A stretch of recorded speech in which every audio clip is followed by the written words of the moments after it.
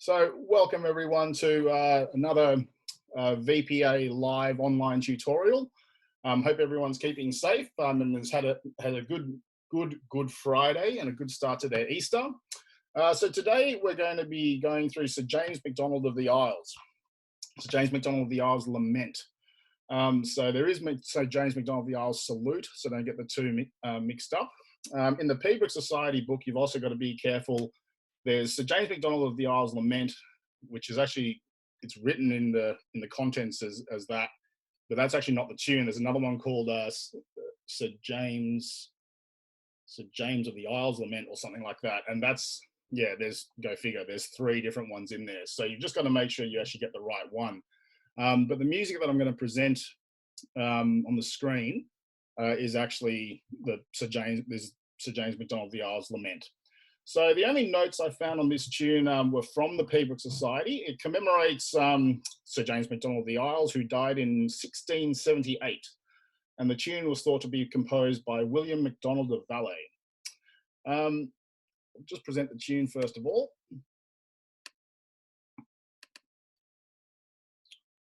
Okay, hopefully you can all see that. So this is one of my favorite tunes. It was actually the first tune that I ever learnt. When I was taken through this, I didn't really know what I was doing, but then as I got better and learnt a lot more about Pembroke, you know, the beauty of this tune really sort of revealed itself, and I liked it more and more and more. I still enjoy playing it. I've taught it a fair bit, and yeah, it is one of my favorites. So just a bit of structural stuff about it first of all. It follows your typical two-bar phrasing, so 2 bars at a time, there, there, and there, and so forth. Now, this is what I'm not really going to refer to it as a proper structure. That some of you may or may not have heard of things like primary and secondary structure.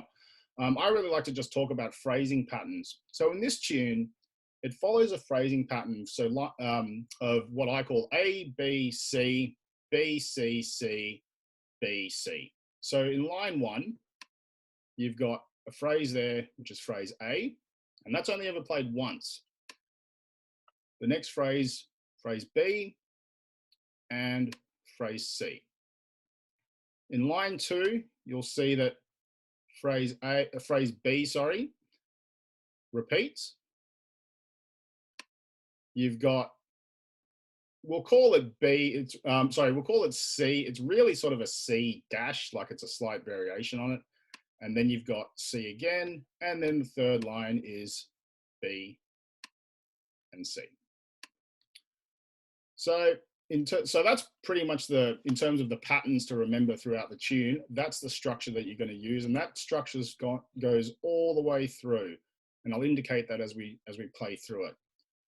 So then in the variation 1, the Torlua and the Crunlua. Okay. So in terms of the movement of the music, this, if any of you were here when we did Glengarry's Lament, that one used a sort of 3 pulses of a medium, strong. This is going back to your 4 pulses, so it's more of a strong, medium, strong. So we've got a strong pulse there. Identify the big notes. We've got a strong pulse there, strong pulse there, and there, and there, and so forth. So we're always looking for the big notes. Okay, so a couple of technical things to look out for.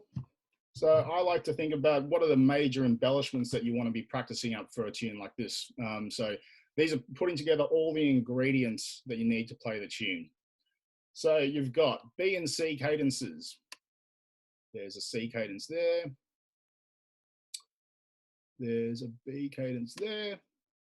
Okay, and you'll see them pop up. You've got a he-hurren, a couple of he-hurrens. One of my favorite Pembroke movements. It's always fun to play. And you've got E-drays, bunch of E-drays in this one. You've got one coming off an F. You've got an E-dray from a low A, and you've also got an E-dray from a C. If I can just find it.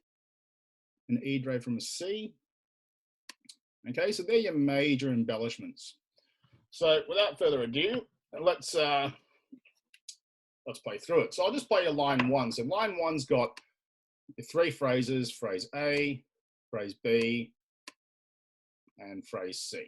Okay, so I'll play through the line and then we'll talk about it.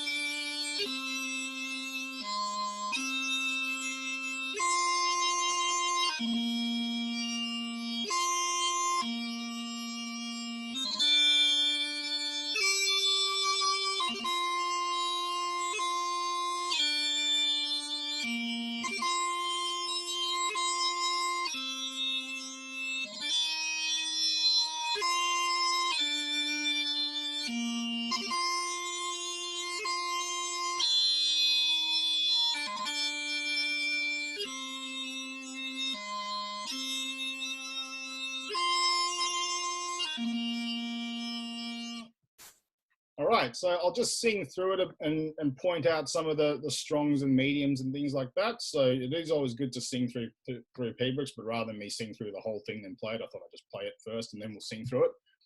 So first, big pulse, right? Good rule of thumb, always play your first note of any tune nice and big. He obra ha yabra, strong, strong, and medium, medium, and strong, abra, he, yadra, he, lia, and adra, he, liu, bra, he, lia, and adra, he, yobro, strong and medium, strong. So I know I wasn't doing the same thing all the way through, but hopefully that gives you a bit of an idea of how I'm thinking about the strongs and the mediums.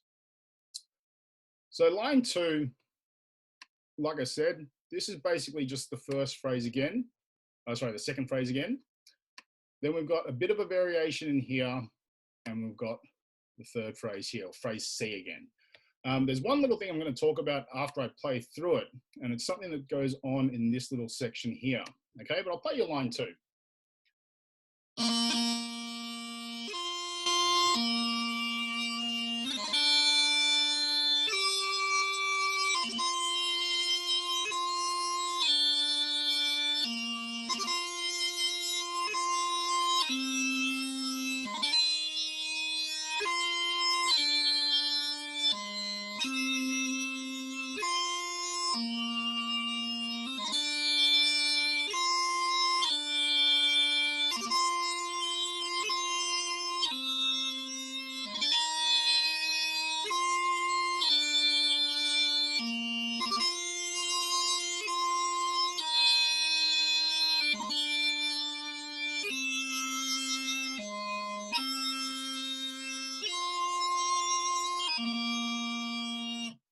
I'm actually just going to go through line three just for some continuity, and then we'll talk about line two again. Line three.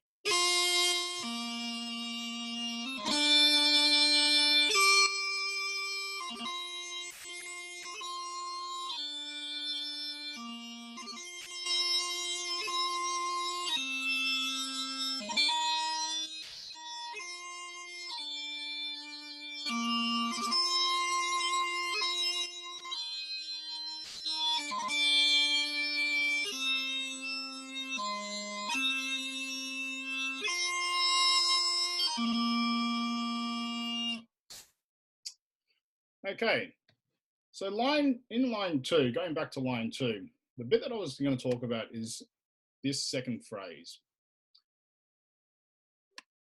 We've got this phrase, which is an exact replica of phrase two up here. But what I find is quite interesting, this was pointed out to me actually by Murray Henderson, and I always thought of this tune in those pretty straightforward terms of phrase A, phrase B, phrase C, and then phrase B, a funny phrase C, and then another phrase C. And he pointed out to me that it actually makes a bit more sense for the start of this line, that phrase 2, to actually be kind of extended out to here.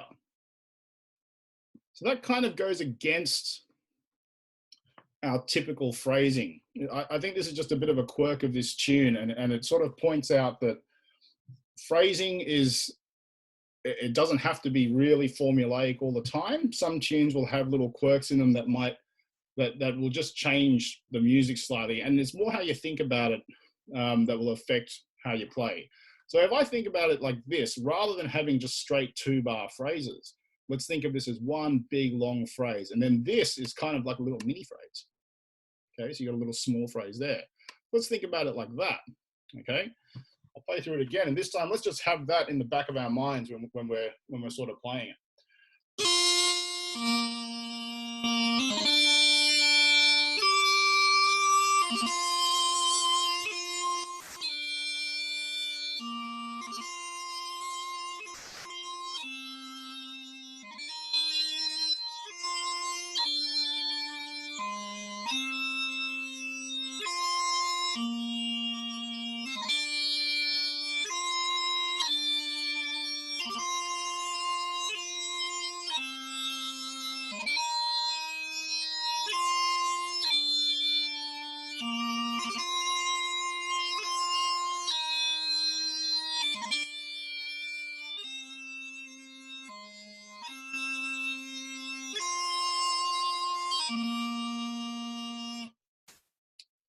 So I hope that makes sense. It's a little bit of a different take on this phrasing structure. So hopefully it makes sense. It's the sort of detail that I think you really want to be going over with a tutor. I don't think you'd go too far wrong if you did think of it just as 3 straight phrases, but that's just another way of looking at it. Okay, so just a bit of variety there. I'll play through the whole ground just so that on the recording that there's a nice, sort of one big full run of the ground. Okay, and let you hear it all the way through.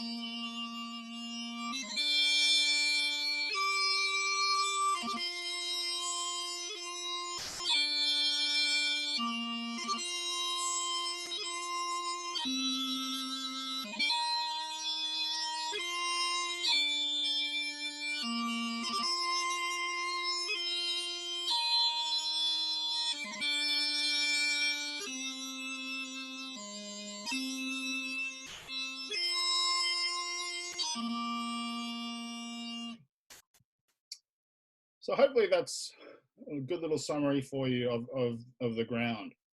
Right, moving on to variation 1. Now, this is a really pretty variation, And it's a great example of variation 1 setting up the rest of the tune, okay? In the Pibroch Society book, I found this copy online, and I thought it's really good because it spells out the whole tune for you. But in the Pibroch Society, you get variation 1, then you get Torlua, like the first phrase, and then it just says as per variation 1. And Crunlua is the same, gives you the first phrase, then as per variation 1. So variation 1 is really where it's all at, okay? So this tune follows a Brayback format. So it's Torlua Brayback and Crunlua Brayback. So Brayback refers to the little joining notes in between. So in the Crunlua, sorry, I'm just jumping down to the Crunlua here. You've got a theme note with a Crunlua, then you've got the little Brayback movement in between, and then the next theme note and so on. So in variation 1, it's really a theme note, couple of joining notes, another theme note, couple of joining notes. You can see the theme notes are really spelt out with the dot indicating that they're quite long. In terms of your phrasing, I like to think of it from theme note, like there's your strong, you're still following strong, medium, medium, strong. And there's your strong one there. You've got a couple of mediums in there, and then you've got a strong one there. And that's something you want to always keep in the back of your mind. I do find that, you know, when you're listening to some pipers play, even the really top pipers, you know, sometimes it's a bit hard to tell, you know, where they're holding it and where they're not. Sometimes they're not really obvious. It's interesting, I think, with strong, medium, medium, strong, you can be quite blatant with it, but you can also be quite, you know, be very subtle, and there's a lot of in between. I like to use a concept of, if someone listening to you is looking for the strong, medium, medium, strong, it should definitely be there. And if someone's listening and not really paying attention to that, but just wanting to hear a melody, they shouldn't be noticing it. They shouldn't be noticing some really massive, strong notes sticking out of nowhere. So it's, if you're looking for it, it should be there. If you're not looking for it, you should hardly notice it. But there's lots of interpretation of that. There's lots of in-betweens and different styles and everything like that. So this one, there's also quite a few different ways to treat this short note, okay? And listening to a few recordings on a few YouTube recordings and the Pibroch Society, the Pibroch Society has Andrew Wright playing it. I've noticed that quite a lot of players are playing that short note, treating it differently. I saw Jimmy McIntosh, he treats this quite round, like quite a big sort of note. And Andrew Wright cut it a fair bit more. I heard another one from one of the Breton players playing it, and he cut it quite severely. So there's a lot of in between there. I like to, again, I don't like to be too clippy on it. I don't like to be too round on it. I just like to find that uncomfortable little in between. So I'll just play through the first line, and then I'll sing through it, and we'll just break it down a bit.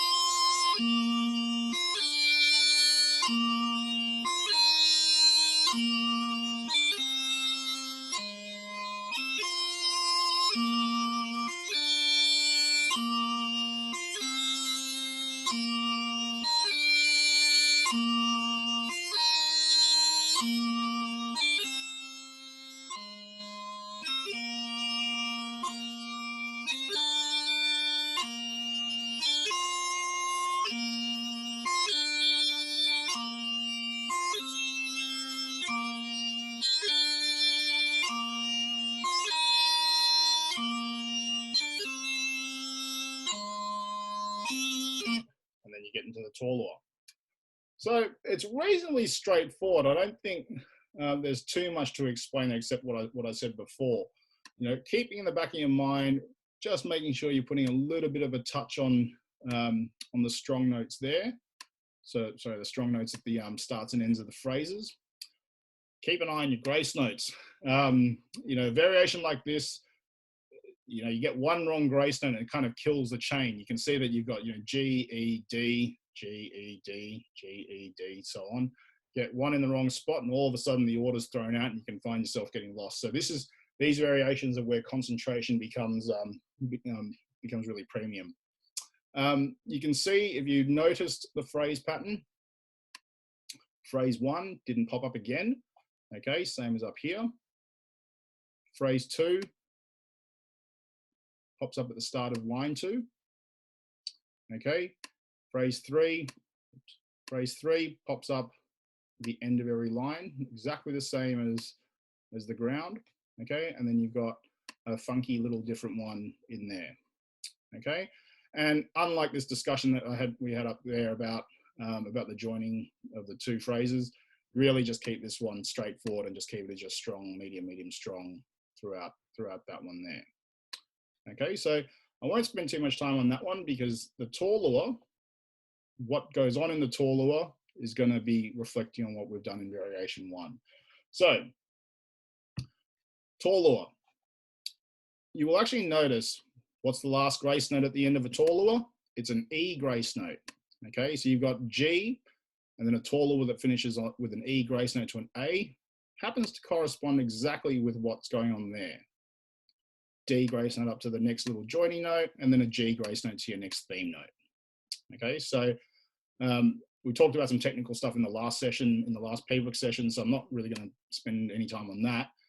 It's really about just recognizing the patterns and using these patterns to help you memorize and actually get through these tōluas. You know, sometimes you can get a bit overwhelmed, think, oh, it's a tōlua, it's going to make this thing completely different. It's exactly the same. Okay, and a good way to practice is think about, even play, say, the first phrase of this, and then immediately play the first phrase of this, and try and get the two basically sounding the same. They just have a tōlua in between. Okay, I'll play through the tōlua, and then we'll just talk about a few little things that I've just recently discovered online with a few differences in it.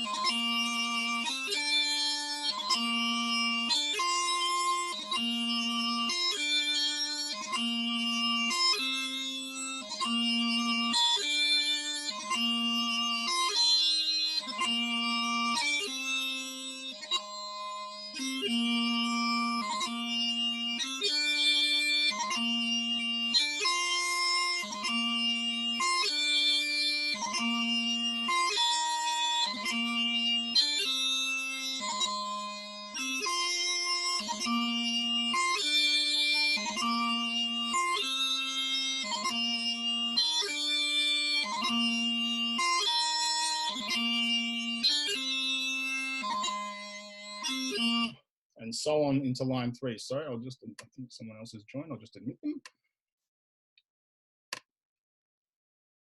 So in that tōlua, sorry, bear with me 1 second.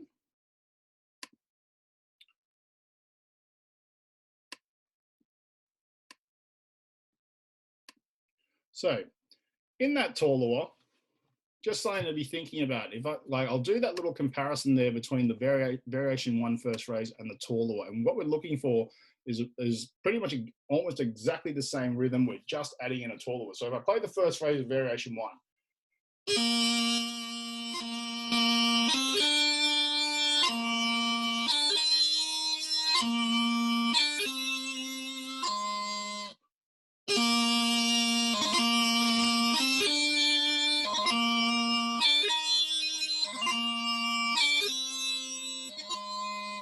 can you see that reflection there?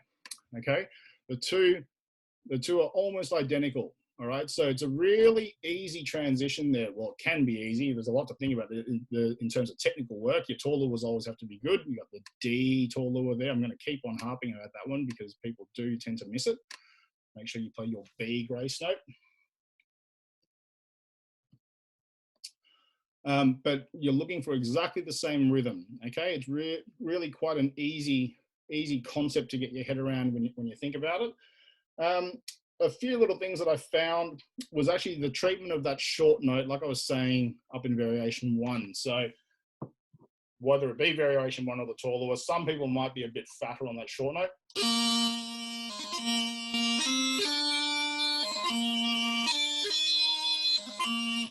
Okay, I'm not too comfortable with that myself, but that's just me. Some might be a bit more aggressive.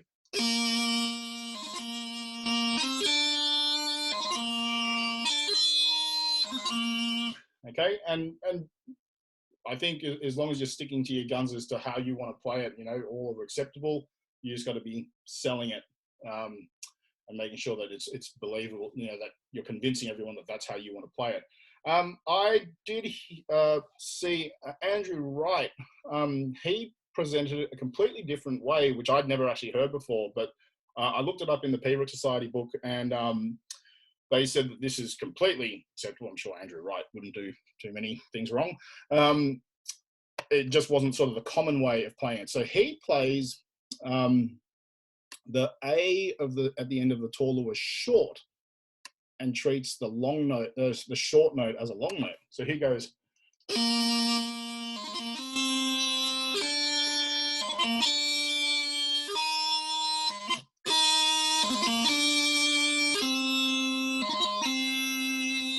Which I thought was really interesting.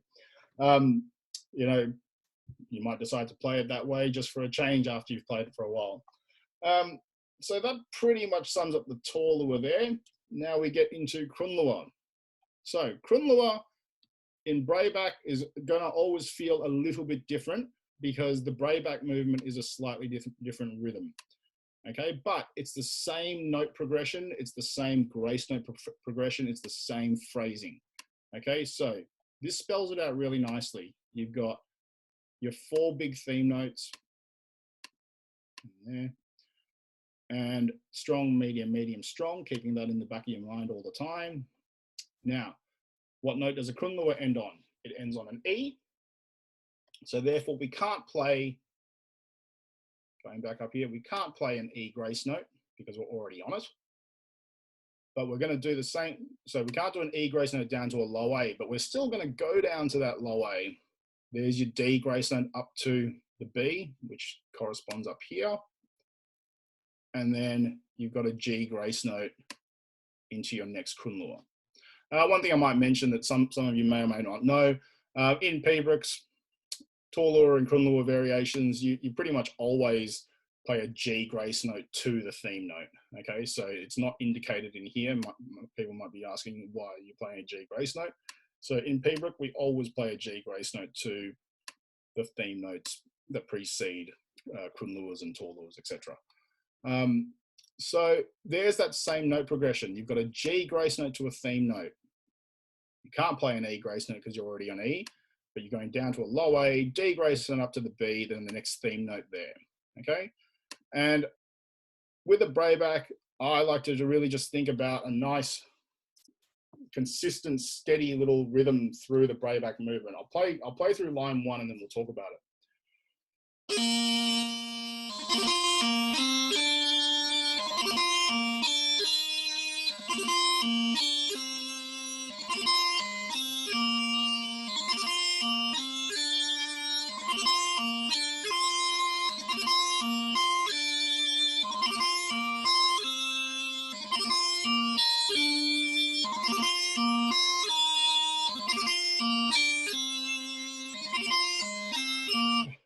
And so on. Okay, so you can hear there I'm trying to keep these quite steady. I think it's really easy for a player to get hum have a bree and dunda have a bree and dunda and start ripping through it like that. That's where you start to lose a little bit of control.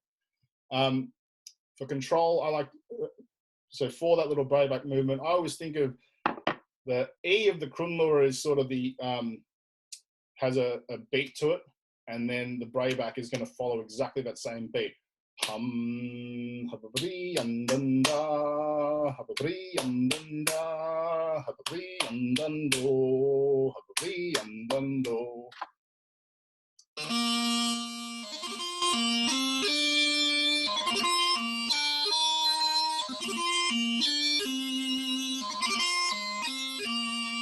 And so on.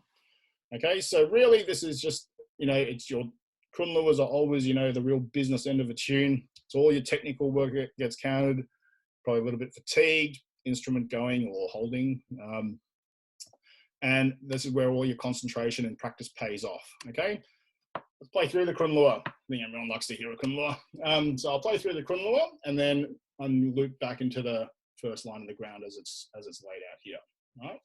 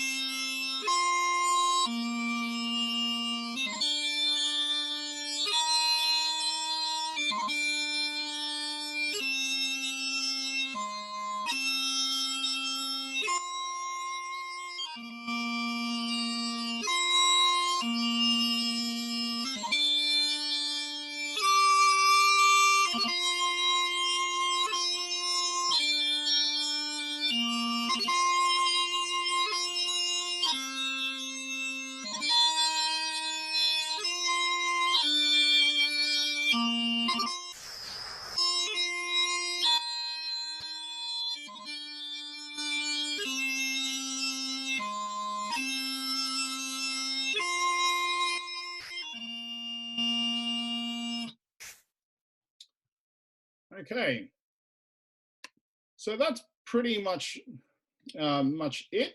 It's a little walk through the tune. So what we'll do now is I'm going to stop the recording and we'll have a bit of Q&A, and if you guys want to chat about the tune or ask any questions about it. So to all those who aren't here live but listening to the recording, thanks for joining us, and we'll catch you next time. Just go to www.pipingvictoria.com and you'll see details, or you can follow us at the Victorian Pipers Association on Facebook. Okay, so thanks for coming along.